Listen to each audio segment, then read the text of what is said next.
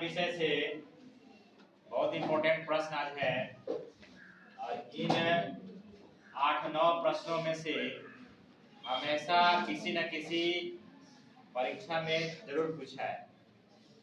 अभी बिहार में समय चल रहा है बीपीएससी शिक्षक की बहाली का सक्षमता परीक्षा की, तो हमें उम्मीद है कि इसमें से 1-2 प्रश्न जरूर आ जाएंगे केवल इन 8 प्रश्नों में से। चलिए इसकी चर्चा कर लेते हैं। सभी धातुएं तन्य होती हैं। देखिए जितने धातु होते हैं वे तन्य। तन्य का मतलब क्या है? धातुओं का वह गुण उनको पीट कर गर्म करके, अगर ये धातु है तो इसको पीटेंगे तो ये फैलेगा, पीटते जाएंगे ये लंबा होता जाएगा, इससे लंबा तार बना सकते हैं। तान करके मतलब तानने का गुण उनमें है तो उन्हें तन्य करते हैं। तो सभी धातुएं तन्य होती हैं और आपको पता है कि सबसे ज्यादा तन्य कौन सी है? सबसे अधिक तन्य कल बताए थे वह है सोना सबसे ज्यादा, और उसके बाद 2 नंबर पर चांदी। सोना का संकेत AU, चांदी का संकेत AG। ये सबसे ज्यादा तन्य धातुएं हैं। सोना से लंबे पतले तार बना करके कढ़ाई की जाती है, कपड़ों पर चढ़ाया जाता है, ठीक है, तो सबसे तन्य है ये। लेकिन एक ऐसा धातु है जो तन्य नहीं है। सभी तो तन्य है, सबसे हम पतला लंबा जो तार बना सकते, पतला से पतला चाहे तो। रुपए में नोट में भी जितने हमारे पास पैसे हैं, नोट है, ठीक ना, उन नोट में भी धातु के पतले तार हैं जी इसमें। हाँ आप देखते हैं इसमें तो पतला, देखिए यहाँ पे तार है, सोने का तार है। तो किस गुण के कारण उसे पतला बनाया गया? तन्यता के कारण, डक्टिलिटी के कारण। लेकिन एक है बिस्मथ जो तन्य नहीं है, इसको आप याद रखेंगे, ठीक है।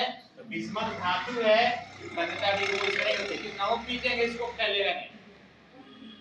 क्वेश्चन नंबर 2, सभी धातु ठोस होते हैं। हाँ जी, सभी धातु ठोस। देखिए ये लोहा है, ठोस है, जहां रख देंगे वहीं पड़ा रहेगा।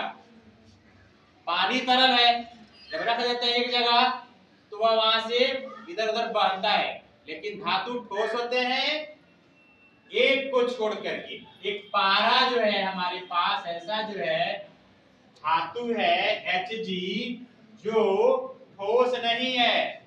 क्या है? तरल है। थर्मामीटर टेम्परेचर नापते हैं, बुखार नापते हैं ना, तो उसमें जो भरा होता है वो क्या है? पारा है। देखते हैं ना, वो बहता रहता है, वो ठोस नहीं है। धातु है, ठोस नहीं है। क्वेश्चन नंबर 3 में देख लेते हैं। धातुएं ठोस होते हैं, मतलब किसी को लोहा, अगर लोहा को काटना हो चाकू जैसा, केक जैसा, तो लोहा नहीं कटेगा, सोना नहीं कटेगा, तांबा नहीं कटेगा। लेकिन कुछ ऐसे धातु हैं जिनको केक की तरह से, केक काटते हैं ना, पनीर के तरह से उनको काटा जा सकता है चाकू से। वे कौन कौन हैं? ये कई बार पूछा है। तो ये 3 जो है नाम याद रखिए, लिथियम Li, पोटेशियम K और सोडियम Na। ये 3 धातु हैं जिन्हें हम आसानी से चाकू से काट सकते हैं। सबसे कम चालक धातु कौन सा है? सभी धातु चालक है, उष्मा के उनमें करंट जाती है। आग में रख देंगे तो यहाँ से गर्म होकर के यहाँ तक आ जाते हैं, गर्म होते हैं तो उष्मा आ जाती है। लेकिन सबसे कम चालकता किसमें होती है? तो शीशा भी, ठीक ना, धातु है, और पारा भी धातु है। सबसे कम चालकता शीशा का, इसमें करंट नहीं आता।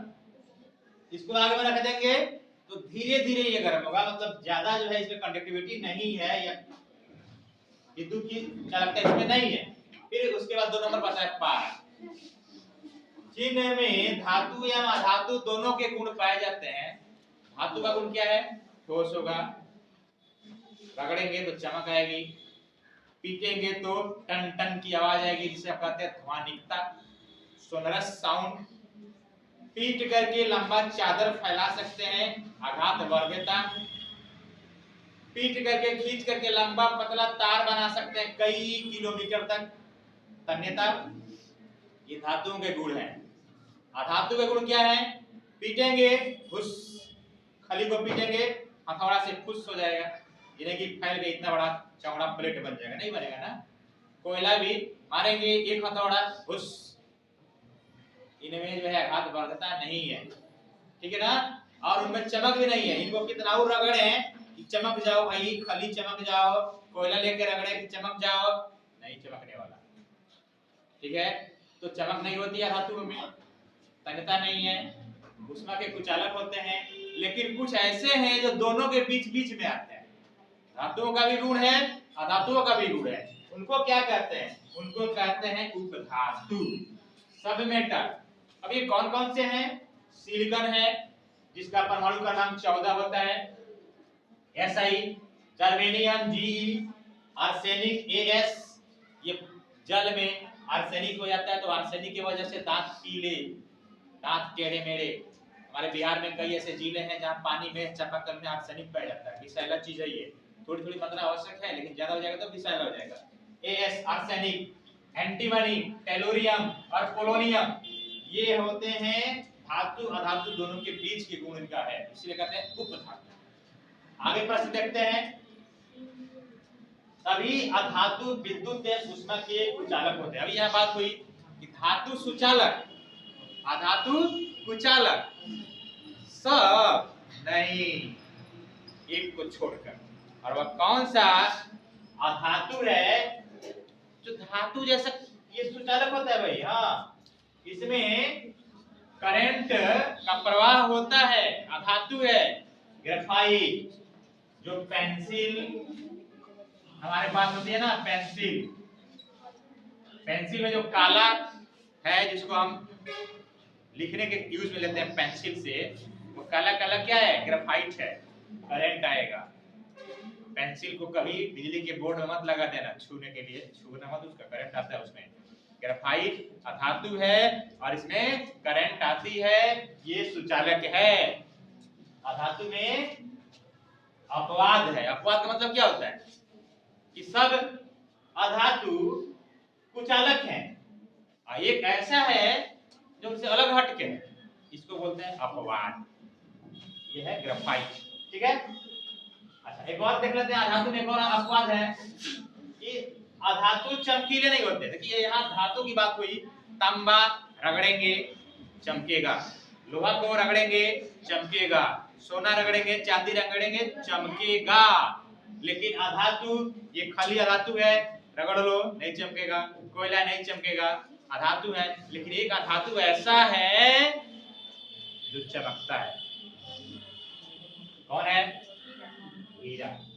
ये भी कार्बन से बना होता है, कार्बन का अपरूप है। ग्रेफाइट भी कार्बन है जी। पूछता है कि कार्बन के अपरूप,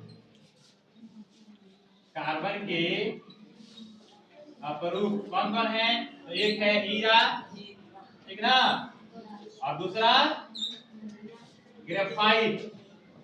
ये दोनों कार्बन है, प्योर कार्बन है, अधातु है।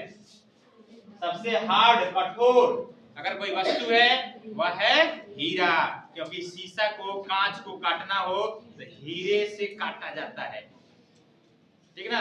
एक ऐसे हैंडल वाला होता है, उसमें डायमंड हीरा लगा होता है, और शीशे के दुकान पर जाएंगे, शीशा काटना हो, मोटा मोटा शीशा, वो हीरे से कर कर कर कर कर कर कर कर काटता है। हीरा सबसे कठोर पदार्थ है, ठीक है ना। और हमारे शरीर में सबसे कठोर क्या है?